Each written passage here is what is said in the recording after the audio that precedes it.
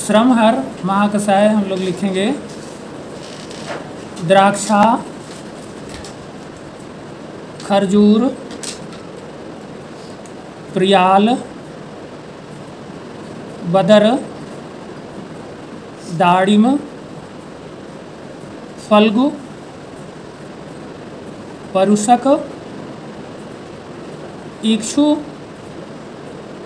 यव, षष्टिका इति 10 इमानि श्रमहराणि भवन्ति। देखो, श्रम का मतलब है थकावट, है ना? तो थकावट को दूर करने वाले ये सभी द्रव्य हैं। और क्या क्या तरीके हैं जिनसे हम श्रम का हरण कर सकते हैं? एक तो हम औषधियों से श्रम हरण कर सकते हैं, कुछ विधियां भी हैं जिससे श्रम का हरण किया जा सकता है। तो उन विधियों को आप लिख लीजिए। एक तो अभ्यंग है। अभ्यंग है कैसे? उसमें उसका फलश्रुति लिखिए। अभ्यंग की फलश्रुति क्या है? खरत्वम, स्तब्धता, रौक्ष्यम, श्रमः, सुप्तिश्च पादयोः, सुप्तिश्च पादयोः। अगली लाइन से लिखिए, सद्य एव उपसाम्यन्ति पाद अभ्यंग निसेवनात्, पाद अभ्यंग निसेवनात्। चरक संहिता सूत्र स्थान 5 अध्याय। एक और विधि बताई आचार्यों ने, वो है स्नान। स्नान में लिखिए, पवित्रम, वृस्यम, आयुष्यम, श्रम, स्वेद मलापहम, श्रम स्वेद मलापहम। नेक्स्ट लाइन से, शरीर बल संधानम,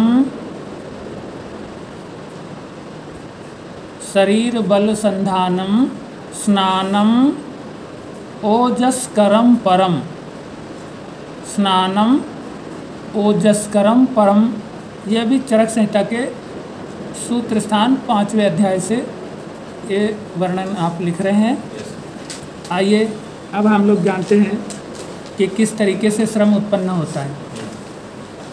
ठीक है? तो देखिए, व्यायाम है, व्यवाय, मार्गगमन, भार वहन, आमजन्य मार्ग अवरोध, है ना, आदि के कारण वृद्ध हुई वायु अग्नि को कुपित कर रस रक्तादि धातुओं के स्निग्ध अंश का शोषण करती है। रस रक्तादि माने जितनी अन्य धातुएं हैं उनको भी उनके स्निग्ध अंश का शोषण करने से श्रम की उत्पत्ति होती है। समझ में आ रहा है? यदि शरीर का स्निग्ध अंश कम होगा तो आपको थकावट ज़्यादा आएगी, आपको श्रम उत्पन्न होगा। ठीक है?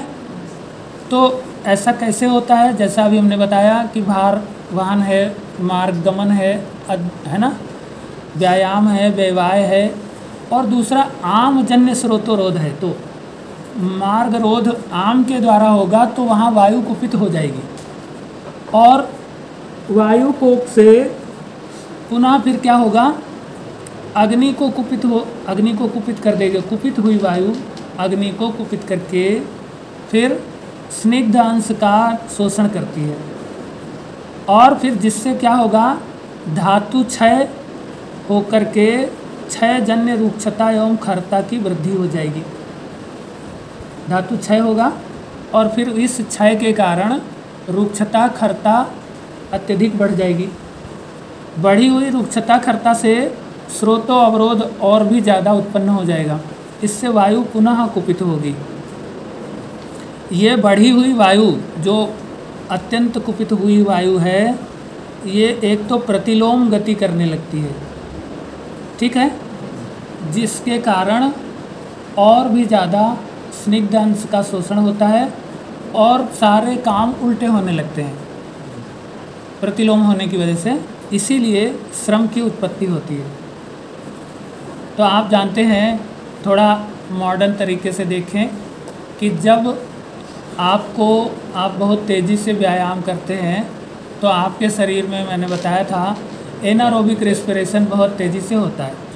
आपकी ऊर्जा की ज़रूरत को पूरा करने के लिए एनारोबिक रेस्पिरेशन होता है, जिसमें अत्यधिक कार्बन डाइऑक्साइड बनती है और वो कार्बन डाइऑक्साइड फिर लैक्टिक एसिड में कन्वर्ट हो जाती है और वो मांसपेशियों में जा कर के वो इकट्ठे होने लगती है ना।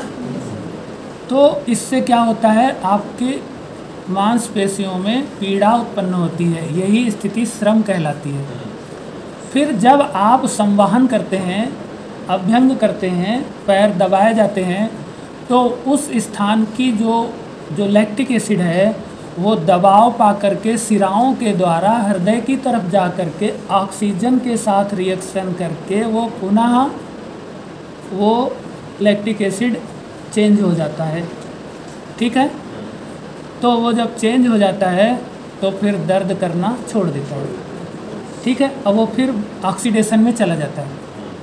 ठीक है, इसीलिए पाद अभ्यंग के द्वारा और संवहन के द्वारा हम क्या करते हैं, जहाँ शाखाओं में लैक्टिक एसिड रुक गया है, जमा हो गया है, क्योंकि वायु प्रतिलोम है, इसीलिए वो जिधर जाना चाहिए उधर जाने नहीं दे रहा है। अगर जो बड़ी बड़ी सिराएं हैं उसके पास पहुंच जाए लैक्टिक एसिड, तो वो फिर जो है लंग्स को जाएगा और लंग्स में ऑक्सीजन के साथ वो ऑक्सीजनेटेड हो जाएगा। ठीक है, तो फिर वो हमारी मांसपेशियों में पीड़ा उत्पन्न नहीं करता और फर्दर उसका ऑक्सीडेशन होकर के एटीपी वगैरह फिर प्राप्त हो जाता है। वो इमेच्योर्ड चीज़ है, आम है वो। उसका पूर्ण पाचन नहीं हुआ है जल्दबाजी के कारण। ठीक है, तो उसी को हम रीसर्कुलेट करते हैं। अब देखिए, यदि हमने स्नान किया तो हमारी जो बाह्य सिराएं हैं वो संकोच पैदा करती हैं, है ना। शीत जल के स्पर्श से बाह्य सिराओं में संकोच होता है और सेंट्रल सर्कुलेशन बढ़ जाता है। तो जहाँ जो बाह्य हाथ पैर में जहाँ भी आप जिस अंग के द्वारा आपने काम किया है वहीं के मांसपेशियों में लैक्टिक एसिड जमा होगा, तो वहाँ का जब संकोच होने लगता है तो वो जो उस सिरा में अवस्थित रहने वाला लैक्टिक एसिड है वो संकोच के प्रेशर से धीरे धीरे मेन लाइन में आ जाता है और फिर आपको जो है वो दर्द नहीं होता, यानी श्रम का हरण हो जाता है। इसलिए, और दूसरा यहाँ पे आचार्य ने लिखा है श्रम स्वेद मलापहम, तो इसका मतलब है कि श्रम के कारण जो स्वेद नामक मल उत्पन्न होता है वो स्नान के द्वारा उसका हरण किया जाता है। किसका? स्वेद नामक मल का हरण किया जाता है, ना कि श्रम का। श्रम का किया जाता है लेकिन बहुत कम, ज़्यादातर स्वेद नामक मल का अपहरण होता है। ठीक है ना, समझ में आ रही बात? तो अब आपको दो बातें समझ में आई कि जो द्रव्य श्रमहर हैं वो धातु पोषक होंगे, धातु पोषक होंगे और अग्नि दीपक होंगे, रूक्षता और खरता को नष्ट करने वाले होंगे। ठीक है, तथा जब ये सब होगा, धातु पोषण होगा, अग्निदीप्त होगी, रूक्षता और खरता नष्ट होगी, तो वायु अनुलोम स्वतः होने लग जाएगी। तो माने श्रम की उत्पत्ति दो प्रकार से होती है। श्रम कैसे उत्पन्न होता है? एक तो यदि तीक्ष्ण अग्नि हो और वायु बढ़ी हुई हो और धातु क्षय हो रहा हो। अग्नि तीक्ष्ण हो किसी व्यक्ति की, वायु बढ़ी हो और धातु क्षय हो रहा हो, तो उस व्यक्ति को थकावट बहुत ज़्यादा लगेगी। ठीक है, यानी उसको श्रम उत्पन्न होगा। अब दूसरा तरीका है कि आम उत्पत्ति हो, मार्ग अवरोध हो और वायु क्षीण हो या वायु कुपित हो। ठीक है, ऐसी स्थिति में भी श्रम की उत्पत्ति होती है। जैसे आप कभी कभी, अब तब उसको हम श्रम नहीं कहते फिलहाल, फिर क्या कहते हैं? क्लम कहते हैं। जब आम उत्पत्ति होती है और वायु कुपित होती है तो उसको हम क्या कहते हैं? बिना कार्य किए ही थकावट का अनुभव होता है। तो थकावट को श्रम कहा जाता है। लेकिन अगर वो श्रम जो है, जो वो थकावट उत्पन्न हो रही है, वो दो तरीके से हो सकती है। काम करने की वजह से हो सकती है या काम ना करने की वजह से हो सकती है। तो काम ना करने की वजह से जब होती है तब उसमें कारण होता है आम, और काम करने की वजह से जब होती है तब उसमें बढ़ी हुई अग्नि, धातु क्षय और वायु को, ये स्थिति रहती है। ठीक है। तो अब देखिए, अब हम इसकी चिकित्सा करेंगे। जब हमको कारण पता चल गया कि किस तरीके से श्रम की उत्पत्ति होती है, तो हम उसकी चिकित्सा आसानी से कर सकते हैं। ठीक है कि नहीं? तो लघु एवं स्निग्ध द्रव्य जो हैं वो वायु की रूक्षता नष्ट करके अनुलोमन का कार्य करते हैं। लघु एवं स्निग्ध जो द्रव्य हैं वो वायु की रूक्षता नाश करेंगे और वायु का अनुलोमन करेंगे। तो धीरे धीरे शरीर में स्निग्ध अंश की वृद्धि होने लगती है। जब हम स्निग्ध द्रव्य लेंगे तो शरीर में क्या होगा? स्निग्ध अंश की वृद्धि होगी। अभी जैसा हमने बताया, जहाँ अग्नि बढ़ी हुई हो, वायु कुपित हो, धातु क्षय हो, वहाँ स्निग्ध अंश का नाश रहता है। ठीक है। और स्निग्ध अंश के नाश होते ही हमको श्रम उत्पन्न होता है। ठीक है। तो हमें क्या करना है? लघु और स्निग्ध द्रव्यों का प्रयोग करना है, जिससे शरीर में स्निग्धता का वर्धन हो। और जब स्निग्धता बढ़ेगी तो रूक्षता का नाश होगा और वायु अनुलोम होगी। सही है कि नहीं? और अग्नि दीप्त होने लगेगी। ठीक है। तो फिर अग्नि का व्यापार सम्यक हो जाएगा, तो श्रम नष्ट हो जाएगा, श्रम का नाश होगा। अब दूसरे प्रकार के द्रव्य देखिए, अभी हमने जो एक बताया था उसमें दो पोर्शन है कि उसमें धातु, देखिए व्यवहार, व्यायाम या पैदल चलना, भार ढोना, इसमें क्या है? सीधे सीधे वायु बढ़ी रहती है। लेकिन हमने आपको बताया था अति अग्नि जिसकी बढ़ी हो, जिसकी अग्नि वृद्ध हो, उसको भी श्रम उत्पन्न होगा। ठीक है। अग्नि बढ़ी होगी तो धातुओं का वो पाचन करेगी, धातुओं का क्षय होगा तो वायु कोप होगा। अब यहाँ पर वायु कोप सेकेंडरी है, पहला क्या है? धातु क्षय या अग्नि वृद्धि पहला कर्म है। इसलिए इस प्रकार से जिसको श्रम उत्पन्न होता है उसकी चिकित्सा करने के लिए गुरु, शीत, स्निग्ध ऐसे गुण वाले द्रव्य, मधुर रस, मधुर विपाक वाले द्रव्यों का प्रयोग आपको श्रम हरण में करना पड़ेगा। जिनकी अग्नि तीक्ष्ण है उन्हें धातु क्षय के कारण शीघ्रता से श्रम की उत्पत्ति होती है।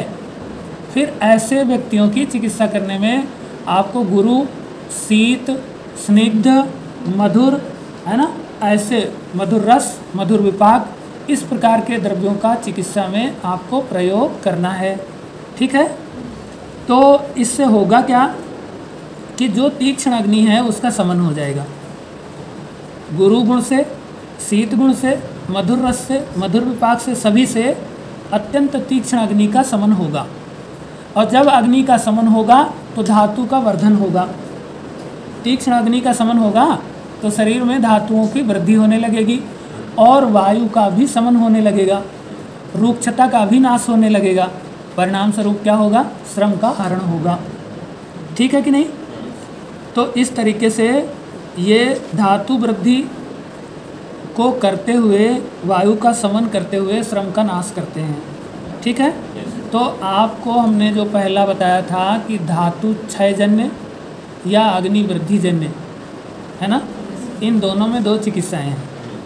और फिर एक तीसरी चिकित्सा, यदि शोक, चिंता, भय आदि के कारण वायु कुपित है, अग्नि मंद हो गई है, शोक से भी, चिंता से भी और भय से भी वायु कुपित होती है और अग्नि मंद होती है। ऐसी परिस्थिति में आम की उत्पत्ति होती है। और जब आम उत्पन्न हो जाता है तो फिर वो मार्गों को अवरुद्ध कर लेता है। और जब मार्ग अवरुद्ध होता है तो वायु फिर कोप को प्राप्त होती है।